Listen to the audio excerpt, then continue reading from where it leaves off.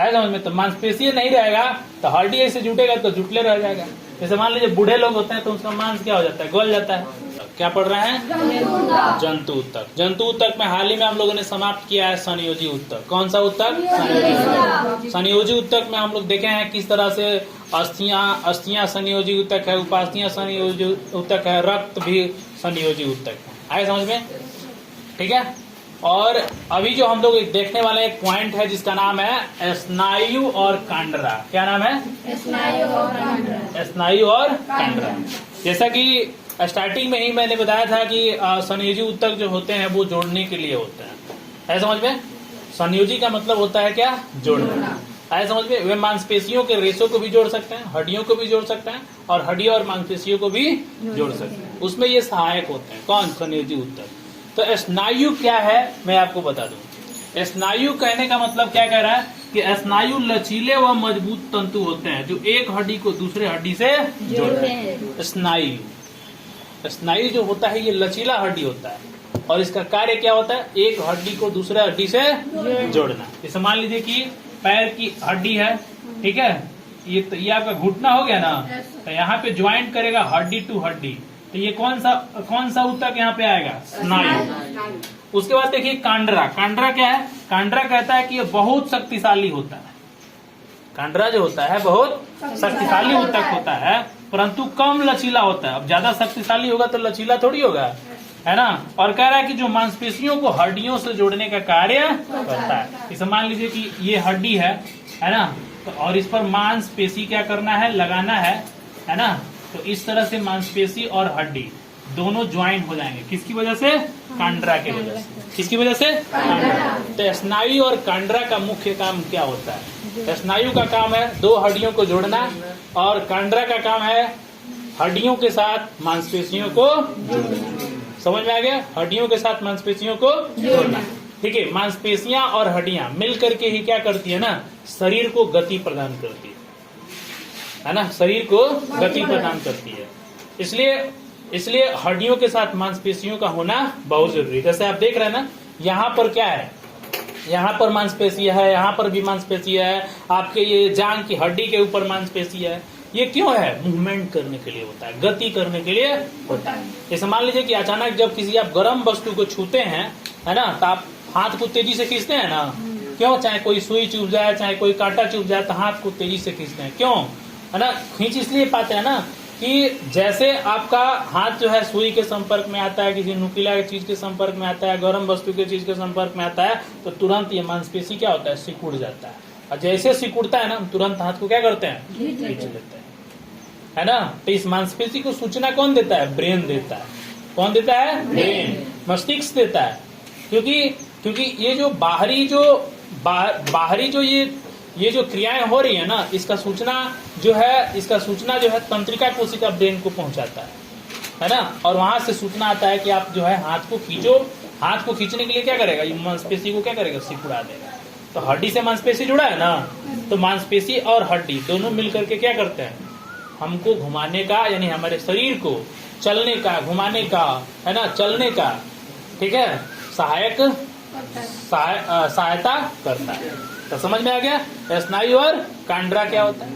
आप सोचिए मांसपेशी नहीं होगा शरीर के अंदर तो क्या होगा, ये ऐसे ऐसे ऐसे उठेगा तो उठले ही रह जाएगा, है ना। फिर हाथ से खींच के इसे करना पड़ेगा, है कि नहीं है। अब जैसे मान लीजिए कि 2 लकड़ी ले लिए, है ना, मान लीजिए हड्डी है, ऐसे ज्वाइन कर दिए, और ज्वाइन कर दिए तो अपने थोड़ी होगा, ये इसको दोनों को ऐसे करके हटाना पड़ेगा, है समझ में। तो मांसपेशी नहीं रहेगा तो हड्डी ऐसे जुटेगा तो जुटले रह जाएगा। जैसे मान लीजिए बूढ़े लोग होते हैं तो उसका मांस क्या हो जाता है, गल जाता है। तो उसके बाद से जब वो बैठते हैं ना, तो बैठे रह जाते हैं, जल्दी उठा नहीं जाता है, तो उनको धा के उठाना पड़ता है ना। ठीक है, ये तो पता तब चलेगा जब आप भी बूढ़े हो जाइएगा। समझ में आ गया। तो इस तरह से हमारा संयोजी ऊतक दी एंड हो गया। और हम लोग अपना और अगला ऊतक आ रहा है पेशीय ऊतक। क्यों प्यारे बच्चों, क्या आ रहा है, पेशीय ऊतक, है ना। पेशीय ऊतक में क्या आ गया, मांसपेशियां। अब हम लोग मांसपेशियां के बारे में पढ़ेंगे। है समझ में, कौन कौन सी मांसपेशियां होती हैं। आपने कभी सोचा है कि हृदय में कौन सी मांसपेशियां हैं, कौन सी पेशियां हैं, है ना। गला के अंदर कौन सी पेशियां हैं, ठीक है, तो हम लोग अगला पॉइंट क्या पढ़ने वाले हैं? पेशीय ऊतक। पेशीय ऊतक के बारे में पढ़ने वाले हैं। ठीक है, देखिए संकुचनशील, एक वर्ड क्या है? संकुचनशील। संकुचनशील का मतलब होता है सिकुड़ना। क्या? सिकुड़ना, संकुचित होना। क्या? संकुचित होना। आइए देखते हैं, वे ऊतक जो संकुचनशील रेशों से मिलने से बने होते हैं। संकुचनशील माने सिकुड़ने वाले रेशे से मिलकर के बने होते हैं, जिनमें मैट्रिक्स का अभाव होता है, और ये पेशीय ऊतक ऐसा रेशा जो सिकुड़ जाए, ऐसा रेशा जो सिकुड़ जाए क्या कहलाएगा? पेशीय ऊतक। अगर है कि इनमें सभी रेशे संयोजी ऊतकों द्वारा बंधे होते हैं। किस रूप में होते हैं? ये बंडल के रूप में होते हैं। इतना मोटा मोटा बोझा के जैसा रहता है। एक एक पेशियां देख रहे हो ना, ये पेशियां, यहाँ पर पेशियां को देख सकते हो, है ना? ये पेशियों का एक उदाहरण है। अरेखित पेशियां, ये छोटे छोटे छोटे छोटे रेशों से मिलकर के ये बने होते हैं। ठीक है, इन रेशों में एक जीव द्रव्य होता है ना, जिसे सार्कोप्लाज्म कहते हैं। क्या? सार्कोप्लाज्म। सार्कोप्लाज्म यही सिकुड़ाने का काम करता है। आए समझ में? सार्कोप्लाज्म के ऊपर एक झिल्ली होती है जिसे सार्कोलीमा कहते हैं, और जो इसका पतला रेशा होता है उसे माया फाइब्रिल्स कहते हैं। क्या? माया फाइब्रिल्स। माया फाइब्रिल्स कहते हैं। आए समझ में? तो हम क्या देख रहे हैं कि पेशीय ऊतक के अंदर जो होता है ये सार्कोप्लाज्म होता है। सार्कोप्लाज्म के ऊपर एक झिल्ली होती है जिसे सार्कोलीमा कहते हैं, और सार्कोलीमा का एक सार्कोलीमा यानी जो रेशे होते हैं इन पेशियों में, उनको हम क्या कहते हैं? माया फाइब्रिल्स के नाम से जानते हैं। किसके नाम से? माया फाइब्रिल्स के नाम से जानते हैं। तो मजा तो इसमें उतना नहीं आया, अगला मजा आगे आएगा। देखिए, हाँ, अब क्या होता है यहाँ पे आपको ध्यान से देखना है, पेशियों के संकुचन व फैलाव। संकुचन मैंने अभी बताया, मैंने सिकुड़ना, अब फैलाव मैंने फैलाव। ऐसे देखिए, ऐसे कर रहे हैं तो पेशियां क्या हो रही है? सिकुड़ रही है। ऐसे कर रहे हैं तो पेशियां क्या हो रही है? सिकुड़ रही है। यहाँ पे देखो, ऐसे करने से पेशियां सिकुड़ेगी और ऐसे करने से पेशियां फैलेगी, है ना? इसे पेशियों का सिकुड़ना और फैलना कहते हैं। ये जैसे सिकुड़ेगा ना, यहाँ पर एप्स बन जाए, जिसको आप क्या कहते हो? हाँ, क्या कहते हैं उसको? हाँ, एब्स निकल जाते हैं। क्या? एब्स। पेट में भी होता है, एब्स निकल जाता है। ठीक है, देखिए अब सुनिए ध्यान से, संकुचन और फैलाव के कारण ही गति और प्रचलन होता है, जैसे चलना फिरना, अंगों का हिलाना डुलाना, कार्य करना, बल लगाना इत्यादि। यहाँ पे लिखा है ऐच्छिक कार्य। ऐच्छिक कार्य का मतलब होता है हम जिसे अपनी इच्छाओं के अनुसार घुमा सके। अब हाथ है, हम जैसे मन करे वैसे घुमाए, है कि नहीं? चाहे वैसे घुमाए, ऐसे घुमाए, चाहे वैसे घुमाए, चाहे ऐसे घुमाए, जैसे मन करे वैसे घुमा सकते हैं ना। तो हमारे ऊपर हाथ है, हमारे ऊपर निर्भर कर रहा है ना? तो जो हम अपनी इच्छा शक्ति के अनुसार जिसको घुमा सके उसे क्या कहते हैं? ऐच्छिक कार्य।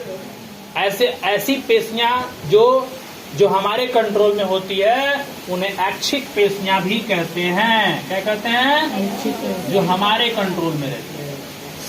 है समझ में? तो इसमें ध्यान दीजिएगा, ऐच्छिक कार्य करने का मतलब हिलाना डुलाना, अंगों को हिलाना डुलाना, कार्य करना, बल लगाना, ये सब ऐच्छिक कार्य। क्या है? ऐच्छिक कार्य। चलो, हृदय का कार्य करना, फेफड़ों का फूलना, पिचकना, पलक झपकना, ये अनैच्छिक कार्य है। ये हमारे कंट्रोल में नहीं है। नींद आएगा तो आपके कंट्रोल में नहीं है कि आप नींद को कंट्रोल कर लीजिए। अब हृदय को सोचिएगा कि दिल की धड़कन को रोक लेंगे तो रोक पाइएगा? रोक पाइएगा? फिर कहना भूल जाइएगा, तुम दिल की धड़कन में रहते हो। कहाँ रहते हो? जब दिल की धड़कन को रोका जा सकता है? नहीं रोका जा सकता है। तो ऐसे गति हमारे शरीर के अंदर होता है ना, जो हमारे कंट्रोल में नहीं, उसको हम नहीं रोक सकते। वो हमारी बस का बात नहीं है उसको रोकना। जैसे पलक झपकना से लेकर के हृदय फेफड़ा का फूलना और पिचकना, ये होते रहता है। देखो, ऐसे नॉर्मल है ना, तो ऐसा काम ये होते रहता है। ठीक है, तो इसलिए इसे कौन सा कार्य कहते हैं? और ऐसे पेशियों को क्या बोलेंगे? अनैच्छिक पेशियां। ठीक है, अब क्या कर रहा है? पेशियों के प्रोटीन को संकुचनशील प्रोटीन कहते हैं। ये बात आपको समझ में आ गया? तो पेशियां जो होती हैं दो तरह की होती हैं, ऐच्छिक पेशियां और अनैच्छिक पेशियां। फिर देखा जाए तो पेशियों के प्रकार, रेखित पेशियां और अरेखित पेशियां और हृदय की पेशियां। तो इस तरह से देखा जाए तो पेशियों के 3 प्रकार हो गया, रेखित, अरेखित और कौन सा, हृदय की पेशियां। तो हृदय की पेशियां आप लोग समझ लिए? अरे नहीं समझे, अब समझना है। 3 तरह की पेशियां होती हैं, रेखित, अरेखित और हृदय की रेखित पेशियां। रेखित पेशियां को आप गौर से देखिए क्या है, इन्हें कंकाल पेशियां भी कहते हैं। किसकी तरह होता है? ये हड्डियों की तरह होता है ना। ये ऐसे कोशिकाओं से बने होते हैं जिनका आकार रेशों की तरह होता है। इनमें कई केंद्रक पाए जाते हैं, 1 से अधिक केंद्रक। रेखित पेशियों में अनेक प्रकार के केंद्रक पाए जाते हैं, अनेक प्रकार, 1 से अधिक पाए जाते हैं। ये अशाखित होते हैं। अशाखित मतलब ये ब्रांच में नहीं होते। यहाँ पे देखिए ब्रांच में, देख रहे हैं ना, ये ब्रांच में नहीं होते हैं। ये पेशियां हाथ, पैर, गले और अंगों आदि में पाए जाते हैं। हाथ में, पैर में, गला में रेखित पेशियां पाया जाता है। क्या पाया जाता है? रेखित पेशियां। क्या पाया जाता है? ये रेखित पेशियां पाया जाता है। रेखित पेशियों को डायग्राम, ये रेखित पेशियां देख रहे हैं ना, ये सीधा सीधा अलग अलग पार्ट में बटा हुआ है ना। ये ब्रांच में नहीं है, अलग अलग है ना। इसमें देखिए 1 से अधिक केंद्रक पाया जा रहा है। तो ये कौन सा पेशियां हो गया? रेखित पेशियां हो गया। समझ में आ गया? अब अगला टॉपिक पढ़ने वाला है कौन सा? रेखित पेशियां। कौन पेशियां? अरेखित पेशियां में क्या दिख रहा है कि ये भी तंतुओं की तरह ही होते हैं और इनका आकार तरकू जैसा होता है। कैसा जैसा होता है? तरकू जानते हो कैसा होता है? तरकू मैंने बीच में मोटा, किनारे पर पतला है, समझ में, उसको तरकू कहते हैं। कह रहा है कि ये मध्य भाग में चौड़ी होती है और किनारे पर नुकीली होती है। इनमें 1-1 केंद्रक पाया जाता है। ठीक है, जैसे आप डायग्राम में देख सकते हैं। कोन देखें, कोन एकदम कोन की जैसा होता है। ये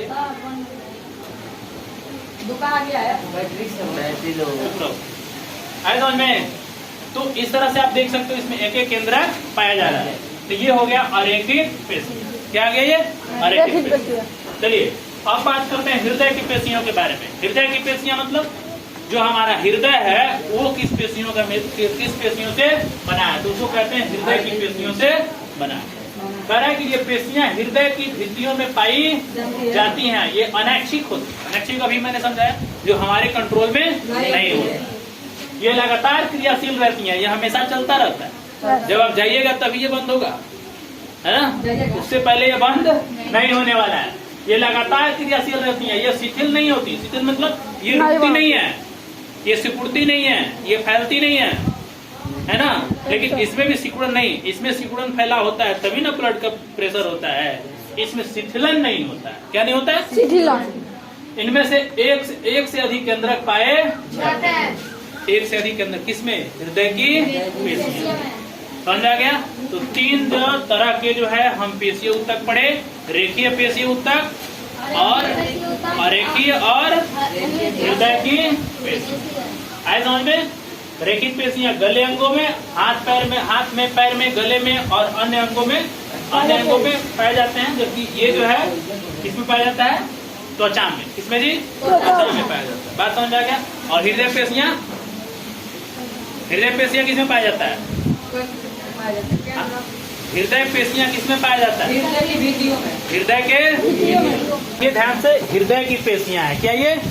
हृदय की पेशियां। ये हृदय की पेशियां, इसमें भी देखिए 1 से अधिक केंद्रक पाए जाते हैं। आए समझ में? और ये शाखित देख रहे हैं ना, क्या ये? शाखित। क्लियर? अब अगला पढ़ने वाले हम लोग तंत्रिका ऊतक।